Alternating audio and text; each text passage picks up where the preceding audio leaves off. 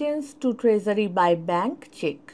Supply of funds and other remittance transaction মডিউলে প্রতিটি প্রধান ডাকঘর তার ট্রেজারিতে প্রাপ্ত গ্রাহক প্রদত্ত ব্যাংক চেক সমূহ কেন্দ্রীয় ট্রেজারিতে এসিজি 11A বিভাগীয় ট্রেজারি চালান ব্যবহার করে চেকের অর্থ প্রেরণের জন্য remittance to treasury by bank cheque ACG 11A menu ব্যবহার করে প্রতিটি প্রধান ডাকঘর পর্যায়ে 3 জন কর্মকর্তা ও কর্মচারী সম্পৃক্ত থাকবেন।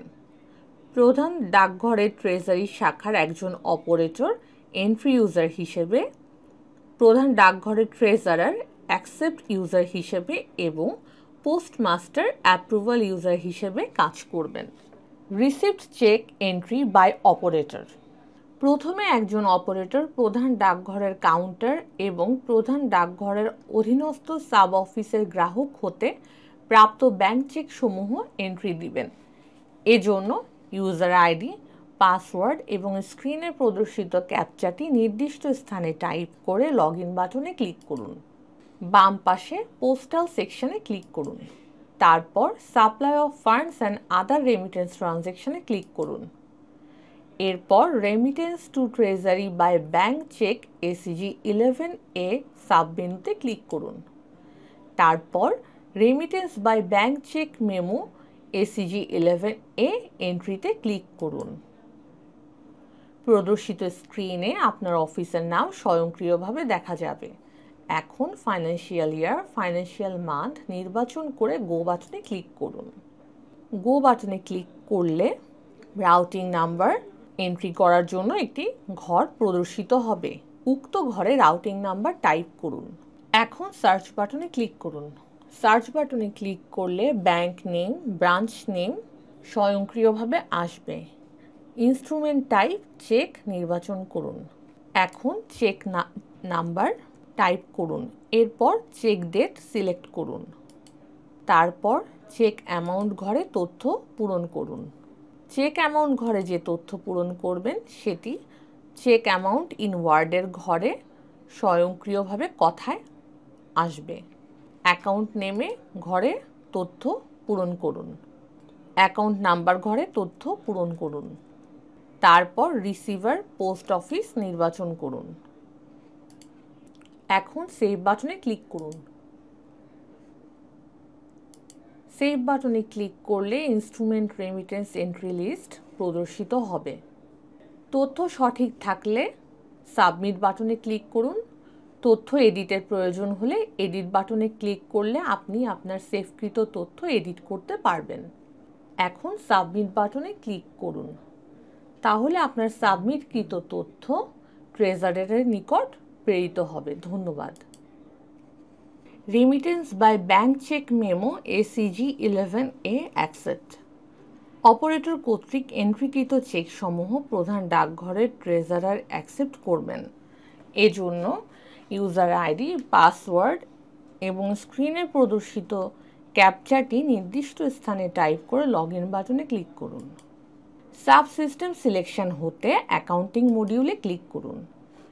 বাম পাশে পোস্টাল সেকশনে ক্লিক করুন। তারপর supply of funds and other remittance ট্রানজ্যাকশনে ক্লিক করুন। এরপর remittance to treasury by bank cheque ACG 11A তে ক্লিক করুন। তারপর sub menu remittance by bank cheque memo ACG 11A অ্যাকসেপ্টে ক্লিক করুন। প্রদর্শিত স্ক্রিনে আপনার অফিসের নাম স্বয়ংক্রিয়ভাবে আসবে। এরপর ফাইন্যান্সিয়াল ইয়ার, ফাইন্যান্সিয়াল মান্থ নির্বাচন করুন। তারপর গো বাটনে ক্লিক করুন। গো বাটনে ক্লিক করলে ইনস্ট্রুমেন্ট রেমিটেন্স অ্যাকসেপ্ট লিস্ট প্রদর্শিত হবে। ইনস্ট্রুমেন্ট রেমিটেন্স দেখার জন্য ড্রাফট ভিউতে ক্লিক করুন। ড্রাফট ভিউতে ক্লিক করলে সকল তথ্য দেখা যাবে। তথ্য সঠিক থাকলে অ্যাকসেপ্ট বাটনে ক্লিক করুন।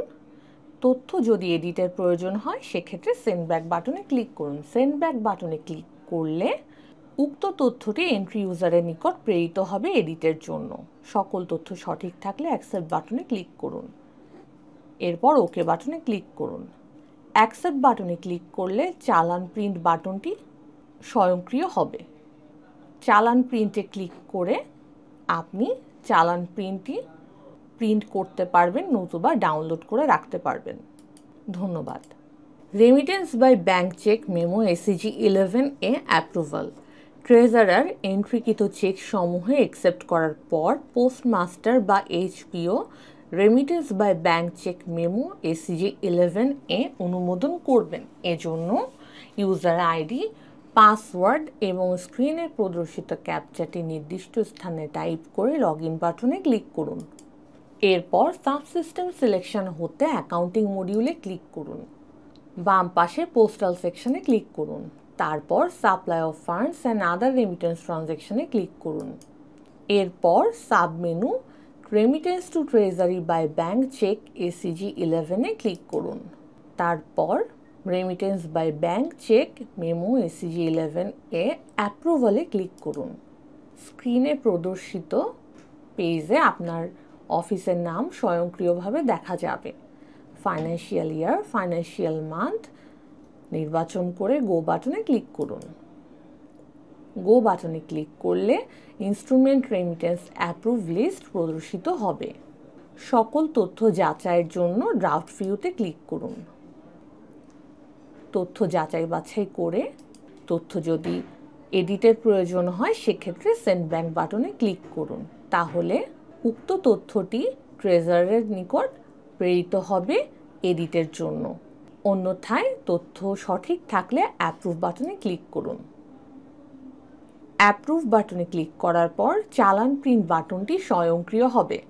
চালান প্রিন্ট বাটনে ক্লিক করে উক্ত চালানটি ডাউনলোড করে অথবা প্রিন্ট করে আপনি সংরক্ষণ করতে পারবেন। ধন্যবাদ। Cash remittance bank clearance acknowledge for ACG 8 posting.